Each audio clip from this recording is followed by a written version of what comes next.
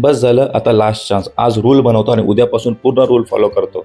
असं आपण नेहमी ठरवत असतो जेव्हा आपला मोठा लॉस होतो. पण जसा 9:15ला मार्केट चालू होतो आणि 9:30ला आपल्या रूल्सप्रमाणे आपले जे लॉसेस होते ते 9:30लाच होतात आणि P&Lमध्ये आपला समजा 2,000चा लॉस लिमिट होता आणि 2,000चा लॉस तुम्हाला 9:30लाच दिसला. तर आता 3:30 वाजेपर्यंत मार्केट सुरू आहे. आता करायचं काय? ॲक्च्युअल माइंडचा गेम इथे सुरू होतो. आता एक दिवस काय होतो, आपण एक दिवस चौथा ट्रेड घेतो.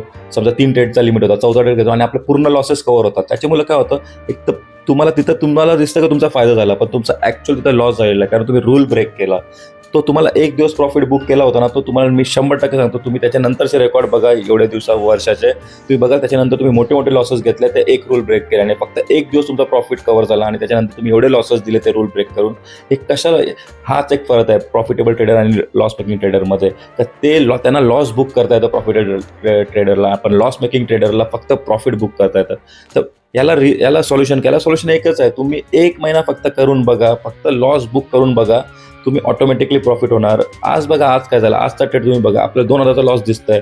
हे मला वाटतंय 15-20 मिनिटात 2,000चे लॉस झालेत आपले. मी लाईव्ह ट्रेडिंगमध्ये पण होतो, त्यात पण त्यांना दाखवलं, कारण मला इमोशन्स दाखवायचे होते का लॉस नंतर आपल्याला कसं कंट्रोल करायला पाहिजे.